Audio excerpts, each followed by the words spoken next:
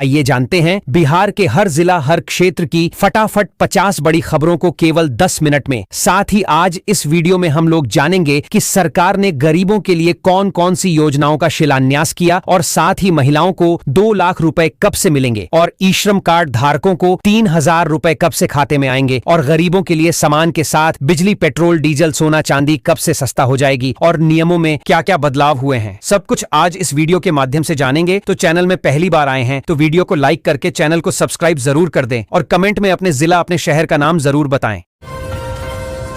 मुख्यमंत्री प्रतिज्ञा इंटर्नशिप योजना बिहार के युवाओं को रोजगार के लिए तैयार करने हेतु एक महत्वपूर्ण पहल है। बिहार कौशल विकास मिशन द्वारा संचालित ये योजना सरकारी और निजी संस्थानों में व्यावहारिक कार्य अनुभव प्रदान करती है। इसमें 18-28 वर्ष के युवाओं को 4,000 से 6,000 रुपए मासिक स्टाइपेंड मिलता है।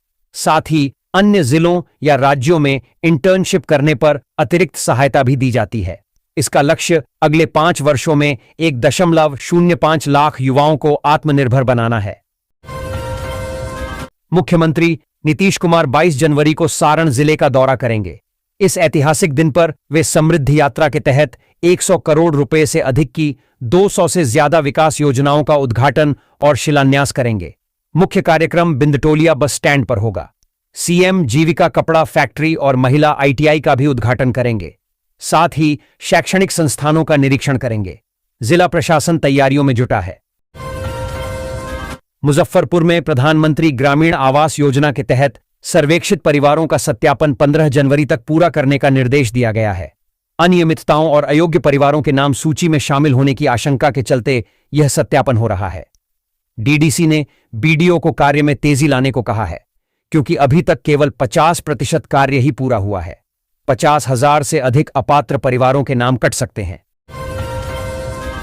भागलपुर जिले में 9 नए अस्पताल बनाए जाएंगे, जिनमें 7 शहरी हेल्थ एंड वेलनेस सेंटर शामिल हैं।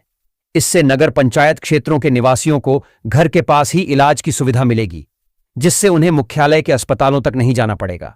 हालांकि इन अस्पतालों के लिए जमीन अधिग्रहण में कठिनाई आ रही है, जिसके लिए सिविल सर्जन सक्रिय हैं। निर्माण 15वें वित्त आयोग की राशि से होगा। मधेपुरा नगर परिषद ने शहर को स्वच्छ रखने हेतु सिंगल यूज प्लास्टिक पर प्रतिबंध लगाने के लिए अभियान चलाया। इसी क्रम में कर्पूरी चौक स्थित आजाद इंटरप्राइजेज पर छापेमारी कर लगभग 300 किलोग्राम सिंगल यूज प्लास्टिक जब्त किया गया। संचालक पर 5,000 रुपए का जुर्माना भी लगाया गया। कार्यपालक पदाधिकारी ने प्लास्टिक के पर्यावरणीय और स्वास्थ्य संबंधी खतरों पर जोर देते हुए अभियान जारी रखने की बात कही। उद्योग मंत्री दिलीप जायसवाल ने बताया कि बिहार में 26,000 करोड़ रुपए से भूमि अधिग्रहण कर लैंड बैंक बनाया जा रहा है, जिसमें 21 जिलों में जमीन खरीदी जा चुकी है। 37 औद्योगिक परियोजनाओं पर काम चल रहा है, जिसमें अडानी, एसीसी, जेके सीमेंट जैसी कंपनियां शामिल हैं। सरकार युवाओं को उद्यमी बनाने के लिए सहायता और प्रशिक्षण दे रही है। बिहार के सरकारी मेडिकल कॉलेजों और अस्पतालों में 1,445 जूनियर डॉक्टरों की नियुक्ति प्रक्रिया तेज हो गई है। बिहार संयुक्त प्रवेश प्रतियोगिता परीक्षा परिषद पैनल तैयार करेगा। चयनित डॉक्टरों को 1 वर्ष के लिए 65,000 रुपए प्रतिमाह मानदेय मिलेगा। एमबीबीएस डिग्री धारक पात्र होंगे, जबकि दिव्यांगों को आयु सीमा में 10 वर्ष की छूट मिलेगी। केंद्र सरकार बिहार के 38 राजकीय इंजीनियरिंग कॉलेजों को एआई सहित अत्याधुनिक तकनीक से लैस करने की पहल कर रही है। प्रत्येक कॉलेज को 30 रुपए लाख की वित्तीय सहायता मिलेगी, जिससे एआई आधारित प्रयोगशालाएं विकसित होंगी। आईआईटी और IIIT जैसे शीर्ष संस्थान इन कॉलेजों को मेंटर करेंगे, जिससे छात्रों को उद्योग अनुकूल शिक्षा और बेहतर रोजगार के अवसर मिलेंगे। यह पहल तकनीकी शिक्षा में सुधार लाएगी। मुख्यमंत्री नीतीश कुमार 23 जनवरी को समृद्धि यात्रा के तहत मुजफ्फरपुर आएंगे। वे बाजार समिति के नवनिर्मित भवन का उद्घाटन करेंगे और व्यवसायियों से संवाद करेंगे। इस दौरान वे शिक्षा, अपराध और 7 निश्चय 2 सहित 32 सरकारी योजनाओं की समीक्षा भी करेंगे। प्रशासनिक तैयारियां तेज हैं, जिसमें पेयजल और नाला निर्माण जैसी समस्याओं पर चर्चा हुई। बिहार में बिजली उपभोक्ताओं की शिकायतों के त्वरित समाधान हेतु नई व्यवस्था लागू होगी। सीएमडी मनोज कुमार सिंह ने अधिकारियों को निर्देश दिया है कि वे प्रत्येक सोमवार और शुक्रवार को कार्यालय में उपभोक्ताओं की समस्याएं सुनें। यह पहल 7 निश्चय 3 फीट के तहत है, जिसमें सम्मानपूर्वक सुनवाई और आवश्यक सुविधाएं सुनिश्चित की जाएंगी। यह व्यवस्था 19 जनवरी 2026 से प्रभावी होगी। समस्तीपुर के मोरवा प्रखंड की इंद्रवारा पंचायत में मुख्यमंत्री की हर घर नल जल योजना पूरी तरह ठप है। कई वार्डों में महीनों से पानी नहीं आ रहा, जिससे ग्रामीणों को गंभीर पेयजल संकट का सामना करना पड़ रहा है। पाइप लीकेज और मोटर खराब होने के कारण आपूर्ति बाधित है। शिकायत के बावजूद कोई कार्रवाई नहीं हुई, जिससे लोग अधिकारियों से हस्तक्षेप की मांग कर रहे हैं।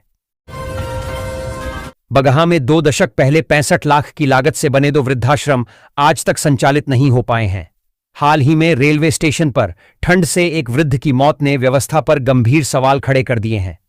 नगर परिषद द्वारा रैन बसेरा और अलाव की व्यवस्था में देरी व संवेदनशील स्थानों की अनदेखी से जनता में आक्रोश है। लोग इस मौत के लिए प्रशासन को जिम्मेदार ठहरा रहे हैं। मुख्यमंत्री नीतीश कुमार की अध्यक्षता में बिहार मंत्रिपरिषद की पहली बैठक में 43 प्रस्तावों को मंजूरी मिली। नई सरकार ने रोजगार सृजन, निवेश आकर्षित करने और विकास को सर्वोच्च प्राथमिकता दी है। सरकारी विभागों में खाली पदों को भरने और निजी क्षेत्र में निवेश बढ़ाने पर जोर दिया गया है। यह बैठक राज्य के आर्थिक और सामाजिक विकास के लिए महत्वपूर्ण मानी जा रही है, जिसका असर भविष्य के चुनावी समीकरणों पर भी दिखेगा। आईआईटी पटना के डॉ. विभूति विक्रमादित्य ने जागरण विमर्श में सेमीकंडक्टर तकनीक के महत्व पर प्रकाश डाला। उन्होंने बताया कि यह तकनीक मोबाइल, इंटरनेट और एआई सहित सभी डिजिटल उपकरणों का आधार है। डॉ. विक्रमादित्य ने कहा कि बिहार, विशेषकर गंगा सोन तटीय क्षेत्र, सेमीकंडक्टर अनुसंधान और डिजाइन का नया केंद्र बन सकता है। भारत सरकार का सेमीकंडक्टर मिशन देश को विनिर्माण राष्ट्र बनाने पर केंद्रित है, जिससे लाखों रोजगार सृजित होंगे। पटना के गांधी मैदान में गणतंत्र दिवस समारोह की तैयारियां जोरों पर हैं। इस वर्ष 12 विभागों की झांकियां विकास, परंपरा, संस्कृति और सामाजिक सरोकारों को प्रदर्शित करेंगी। सरकार की विकासात्मक योजनाओं, महिला सशक्तिकरण और समाज सुधार अभियानों को दर्शाया जाएगा।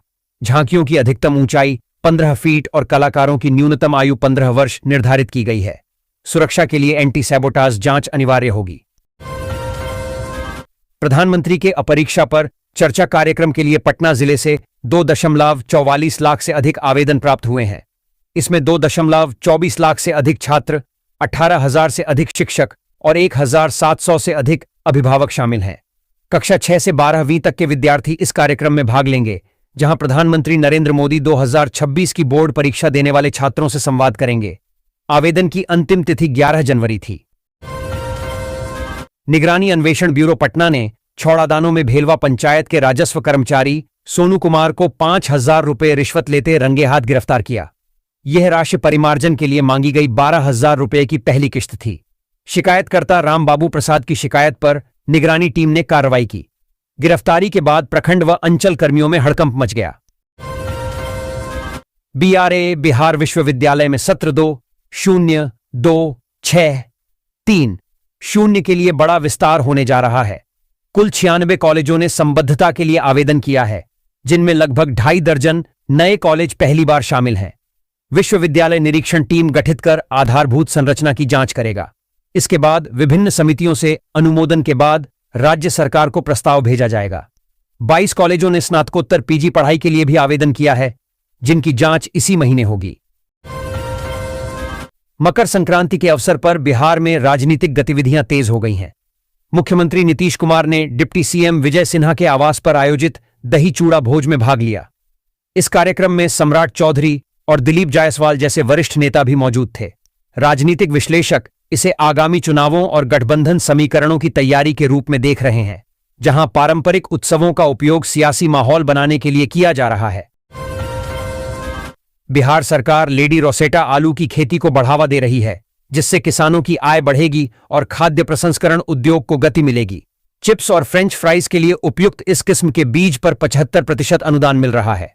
किसान 0.25 से 5 एकड़ तक खेती कर सकते हैं और 1.00110 दिनों में फसल तैयार हो जाती है। यह योजना 17 जिलों में लागू है। आवेदन ऑनलाइन किए जा सकते हैं।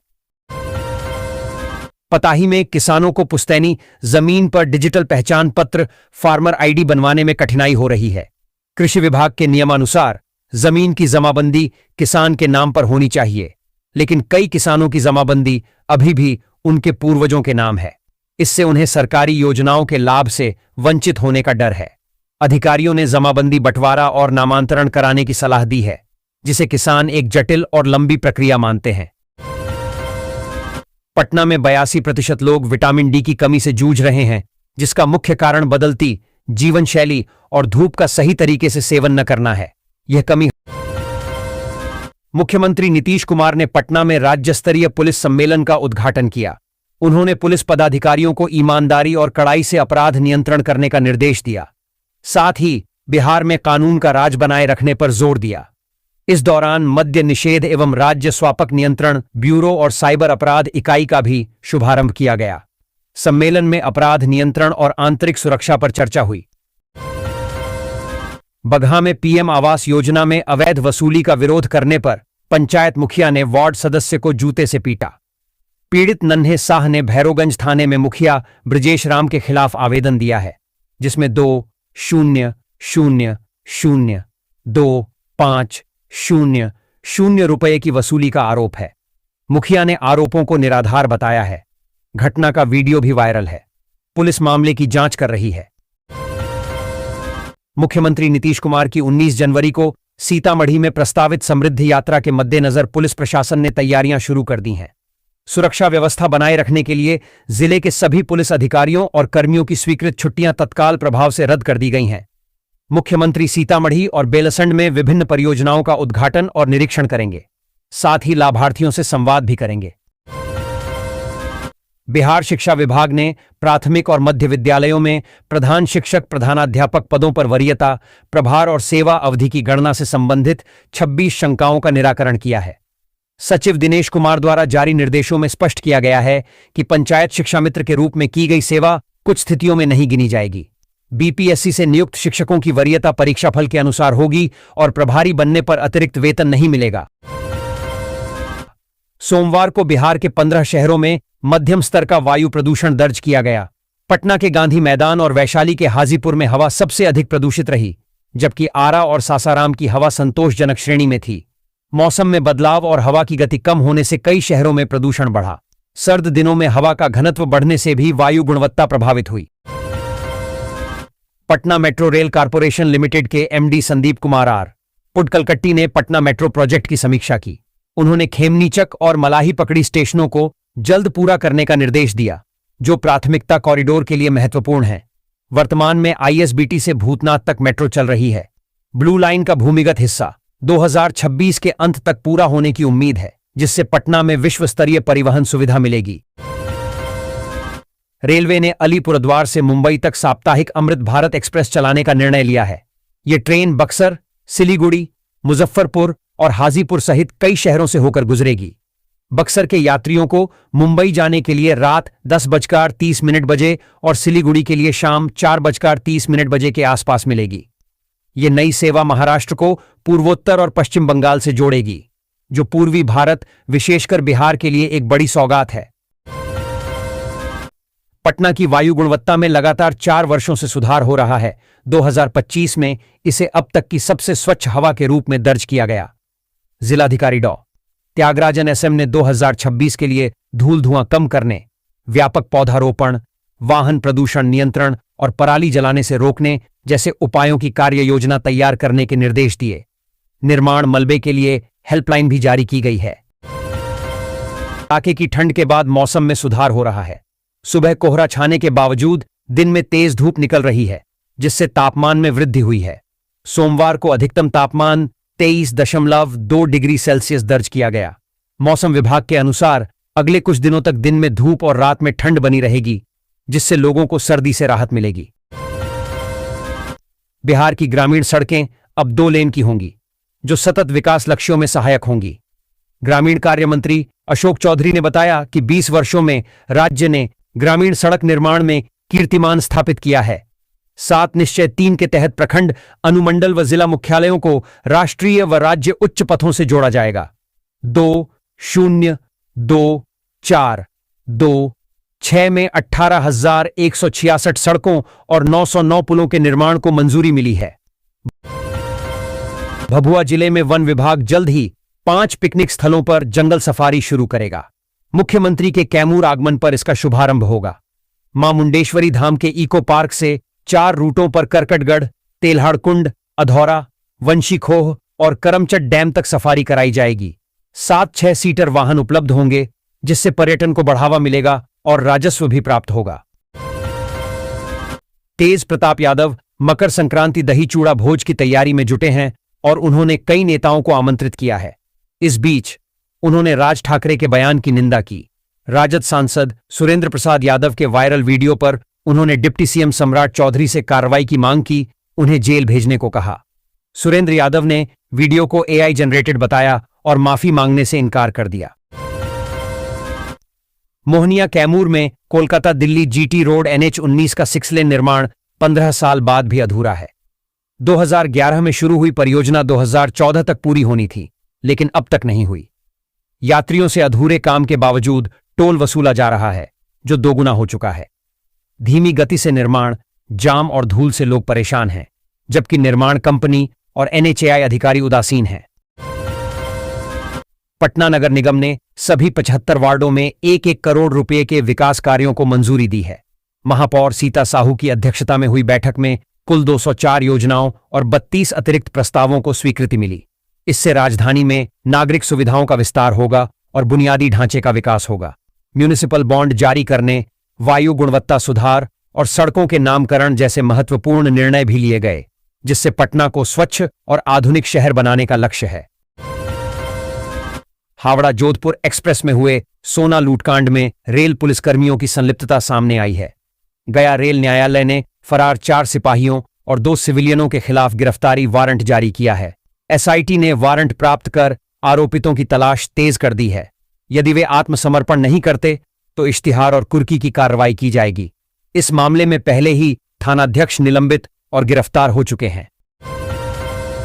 राज्य में निजी गाड़ियों को व्यावसायिक वाहन में बदलने की प्रक्रिया अब आसान हो गई है। परिवहन मंत्री श्रवण कुमार ने बताया कि अब जिला परिवहन पदाधिकारी DTO को यह अधिकार दिया गया है, जो पहले DM के पास था। इसके लिए गाड़ी मालिक की आर्थिक स्थिति, 2 साल का उपयोग और पुराने टैक्स का भुगतान जरूरी होगा। सरकारी विभागों को भी व्यावसायिक वाहनों के किराए पर लेने के सख्त निर्देश दिए गए हैं। बिहार में बागमती नदी पर शिवहर में एक नया हाई लेवल रेल पुल बन रहा है। यह पुल पूर्वी चंपारण, शिवहर और सीतामढ़ी जिलों को मजबूत रेल नेटवर्क से जोड़ेगा। सीतामढ़ी शिवहर मोतिहारी रेलखंड का हिस्सा, यह परियोजना क्षेत्र की कनेक्टिविटी, आर्थिक गतिविधियों और लगभग 5 लाख लोगों की सुविधा को बेहतर बनाएगी। पुल निर्माण पर 70 करोड़ रुपए और कुल परियोजना पर 926 करोड़ रुपए खर्च होंगे, जिससे यात्रा और व्यापार सुगम होगा। जल संसाधन विभाग पूर्वी लिंक नहर के लाइनिंग कार्य को अंतिम चरण में पहुंचा रहा है। यह सोन नहर प्रणाली के तहत किसानों को समय पर सिंचाई सुविधा और कृषि उत्पादन में सुधार सुनिश्चित करेगा। 10.20 किमी लंबी नहर और 7.46 किमी बिटुमिनस सेवा पथ का कार्य इस महीने पूरा होने की उम्मीद है। इससे पटना सहित औरंगाबाद, गया, अरवल जिलों के 1.64 लाख हेक्टेयर से अधिक कृषि क्षेत्र को लाभ मिलेगा। पूर्वी चंपारण में सड़क, रेल और वायु मार्ग को सुगम बनाने की प्रक्रिया तेज हो गई है। भूमि अधिग्रहण में आ रही बाधाओं को दूर किया जा रहा है, जिससे भारतमाला परियोजना, हाजीपुर सुगौली रेल लाइन और पटना बेतिया NH-139W जैसे महत्वपूर्ण प्रोजेक्ट्स को गति मिल रही है। रक्सौल हवाई अड्डे के तीसरे चरण के लिए भी भूमि अधिग्रहण और भुगतान प्रक्रिया शीघ्र पूरी की जाएगी। जमुई के मजोज और भंटा मैग्नेटाइट खनिज ब्लॉकों की नीलामी के लिए बिहार सरकार ने एक रोड शो आयोजित किया। उप मुख्यमंत्री विजय कुमार सिन्हा के निर्देश पर हुए इस आयोजन में विभिन्न राज्यों के निवेशकों और विशेषज्ञों ने भाग लिया। विभाग ने भूवैज्ञानिक स्थिति, तकनीकी संभावनाओं और नीलामी प्रक्रिया की जानकारी दी। इसका उद्देश्य खनिज क्षेत्र में निवेश आकर्षित कर राज्य के राजस्व में वृद्धि करना है।